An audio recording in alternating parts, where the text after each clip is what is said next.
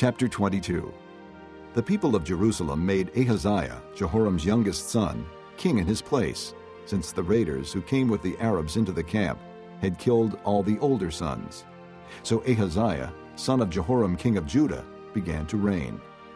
Ahaziah was 22 years old when he became king, and he reigned in Jerusalem 1 year.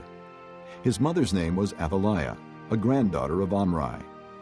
He too walked in the ways of the house of Ahab, for his mother encouraged him in doing wrong. He did evil in the eyes of the Lord, as the house of Ahab had done, for after his father's death they became his advisers to his undoing. He also followed their counsel when he went with Joram son of Ahab king of Israel to war against Hazael king of Aram at Ramoth-Gilead. The Arameans wounded Joram, so he returned to Jezreel to recover from the wounds they had inflicted on him at Ramoth in his battle with Hazael king of Aram. Then Ahaziah, son of Jehoram king of Judah, went down to Jezreel to see Joram son of Ahab, because he had been wounded. Through Ahaziah's visit to Joram, God brought about Ahaziah's downfall. When Ahaziah arrived, he went out with Joram to meet Jehu son of Nimshi, whom the Lord had anointed to destroy the house of Ahab. While Jehu was executing judgment on the house of Ahab, he found the princes of Judah and the sons of Ahaziah's relatives who had been attending Ahaziah, and he killed them. He then went in search of Ahaziah, and his men captured him while he was hiding in Samaria. He was brought to Jehu and put to death. They buried him, for they said, "He was a son of Jehoshaphat, who sought the Lord with all his heart." So there was no one in the house of Ahaziah powerful enough to retain the kingdom. When Athaliah, the mother of Ahaziah, saw that her son was dead, she proceeded to destroy the whole royal family of the house of Judah. But Jehosheba, the daughter of King Jehoram, took Joash, son of Ahaziah, and stole him away from among the royal princes who were about to be murdered, and put him and his nurse in a bedroom. Because Jehosheba, the daughter of King Jehoram and wife of the priest Jehoiada, was Ahaziah's sister, she hid the child from Athaliah so she could not kill him. He remained hidden with them at the temple of God for 6 years while Athaliah ruled the land. Chapter 23. In the 7th year, Jehoiada showed his strength.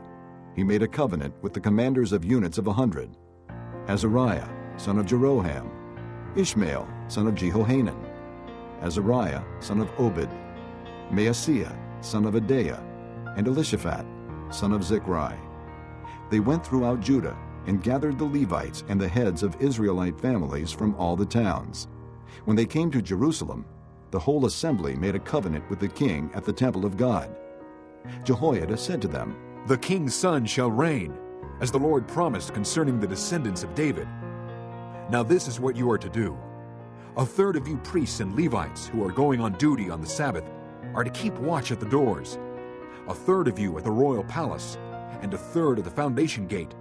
And all the other men are to be in the courtyards of the temple of the Lord. No one is to enter the temple of the Lord except the priests and Levites on duty. They may enter because they are consecrated, but all the other men are to guard what the Lord has assigned to them. The Levites are to station themselves around the king, each man with his weapons in his hand. Anyone who enters the temple must be put to death. Stay close to the king wherever he goes." The Levites and all the men of Judah did just as Jehoiada the priest ordered. Each one took his men, those who were going on duty on the Sabbath, and those who were going off duty, for Jehoiada the priest had not released any of the divisions. Then he gave the commanders of units of 100 the spears and the large and small shields that had belonged to King David, and that were in the temple of God. He stationed all the men, each with his weapon in his hand, around the king, near the altar in the temple, from the south side to the north side of the temple. Jehoiada and his sons brought out the king's son and put the crown on him. They presented him with a copy of the covenant and proclaimed him king. They anointed him and shouted, "Long live the king!" When Athaliah heard the noise of the people running and cheering the king, she went to them at the temple of the Lord. She looked, and there was the king, standing by his pillar at the entrance. The officers and the trumpeters were beside the king, and all the people of the land were rejoicing and blowing trumpets, and singers with musical instruments were leading the praises. Then Athaliah tore her robes and shouted, Treason! Treason! Jehoiada the priest sent out the commanders of units of 100 who were in charge of the troops, and said to them, Bring her out between the ranks, and put to the sword anyone who follows her. For the priest had said, Do not put her to death at the temple of the Lord. So they seized her as she reached the entrance of the horse gate on the palace grounds, and there they put her to death. Jehoiada then made a covenant that he and the people and the king would be the Lord's people. All the people went to the temple of Baal and tore it down. They smashed the altars and idols and killed Mattan, the priest of Baal, in front of the altars. Then Jehoiada placed the oversight of the temple of the Lord in the hands of the priests, who were Levites, to whom David had made assignments in the temple, to present the burnt offerings of the Lord as written in the law of Moses, with rejoicing and singing, as David had ordered. He also stationed doorkeepers at the gates of the Lord's temple, so that no one who was in any way unclean might enter. He took with him the commanders of hundreds, the nobles, the rulers of the people, and all the people of the land, and brought the king down from the temple of the Lord. They went into the palace through the upper gate, and seated the king on the royal throne.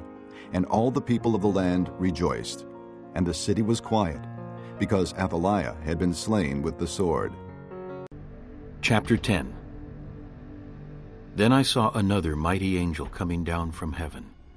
He was robed in a cloud, with a rainbow above his head. His face was like the sun, and his legs were like fiery pillars. He was holding a little scroll, which lay open in his hand. He planted his right foot on the sea, and his left foot on the land.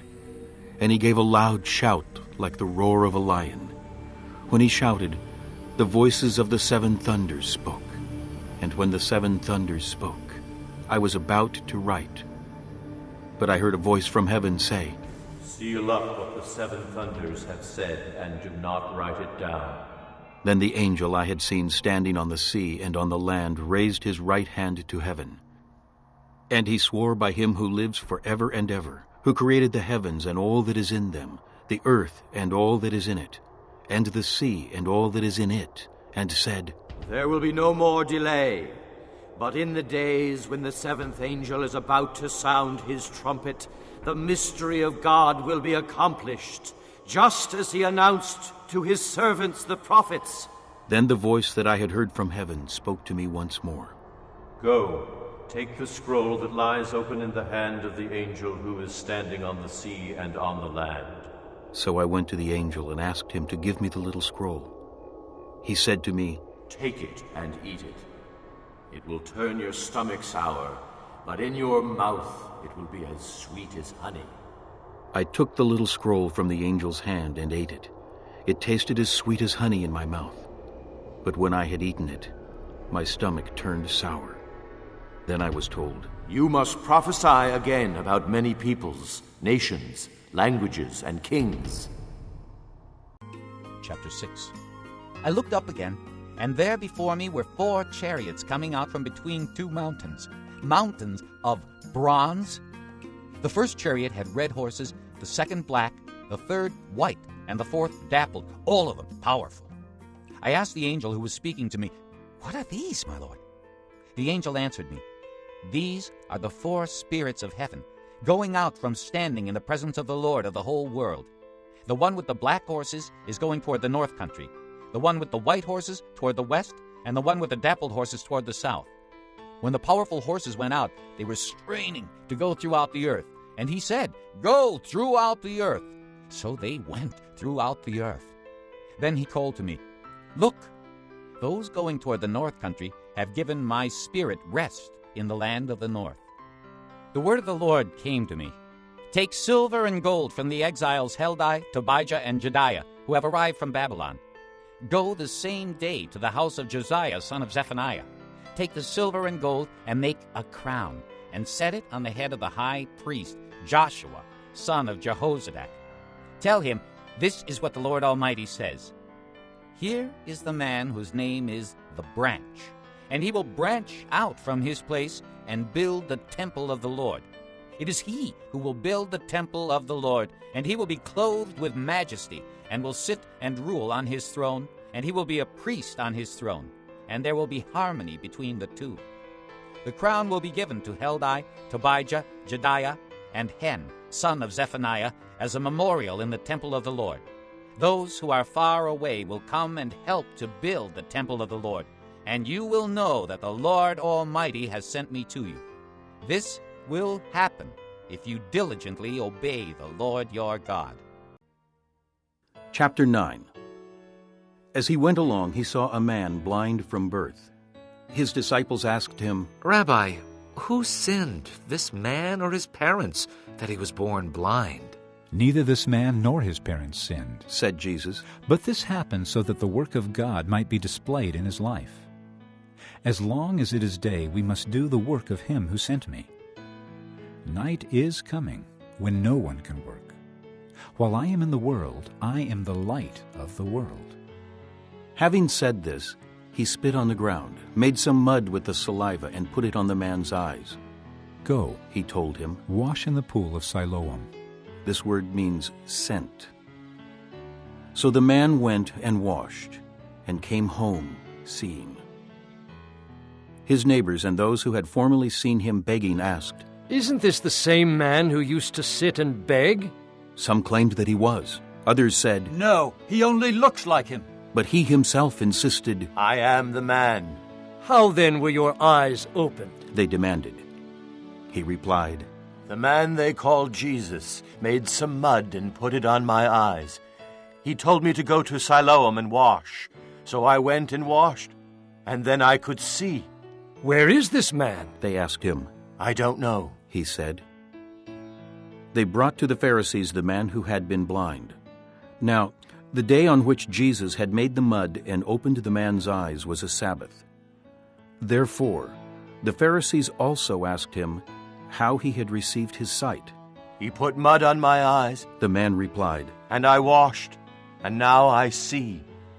Some of the Pharisees said, This man is not from God, for he does not keep the Sabbath. But others asked, How can a sinner do such miraculous signs? So they were divided. Finally they turned again to the blind man. What have you to say about him? It was your eyes he opened. The man replied, He is a prophet. The Jews still did not believe that he had been blind and had received his sight until they sent for the man's parents. Is this your son? They asked. Is this the one you say was born blind? How is it that now he can see? We know he is our son. The parents answered. And we know he was born blind. But how he can see now or who opened his eyes, we don't know. Ask him. He is of age. He will speak for himself. His parents said this because they were afraid of the Jews, for already the Jews had decided that anyone who acknowledged that Jesus was the Christ would be put out of the synagogue. That was why his parents said, He is of age. Ask him. A second time they summoned the man who had been blind. Give glory to God, they said. We know this man is a sinner. He replied, Whether he is a sinner or not, I don't know. One thing I do know, I was blind, but now I see. Then they asked him, What did he do to you? How did he open your eyes?